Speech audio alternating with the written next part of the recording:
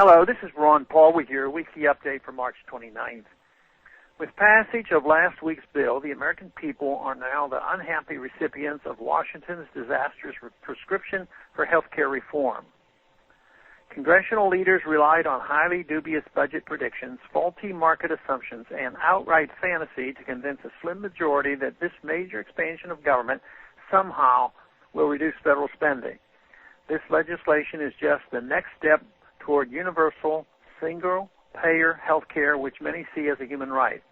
Of course, this right must be produced by the labor of other people, meaning theft and coercion by government is necessary to produce and distribute it. Those who understand Austrian economic theory know that this new model of health care will cause major problems down the road, as it has in every nation that ignores economic realities. The more government involves itself in medicine, the worse health care will get. Quality of care will diminish as the system struggles to contain rising costs, while shortages and long waiting times for treatment will become more and more commonplace. Consider what would happen if car insurance worked the way health insurance does. What if it was determined that gasoline was a right and should be covered by your car insurance policy? Perhaps every gas station would have to hire a small army of bureaucrats to file reimbursement claims to insurance companies for every tank of gas sold. What would that kind of a system do to the cost of running a gas station? How would that affect the prices of both gasoline and car insurance? Yet this is exactly the type of system Congress is now expanding in health insurance.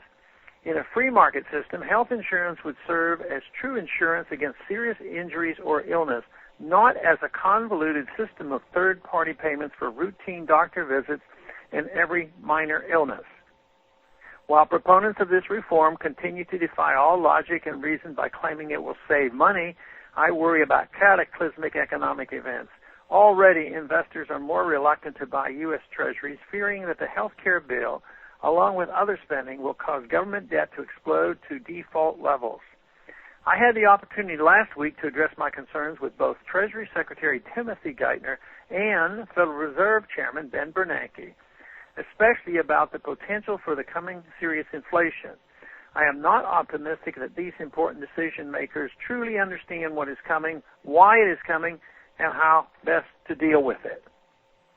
The Federal Reserve finds itself in an unprecedented and unenviable position.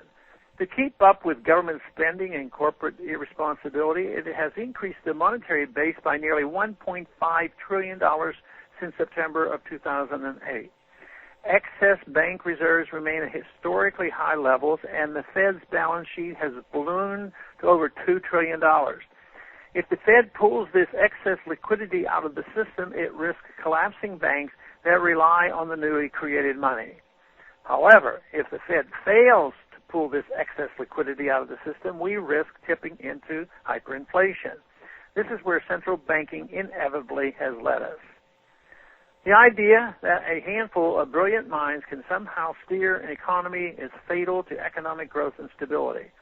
The Soviet Union's economy failed because of central economic planning, and the U.S. economy will suffer the same fate if we continue down the path toward more centralized control.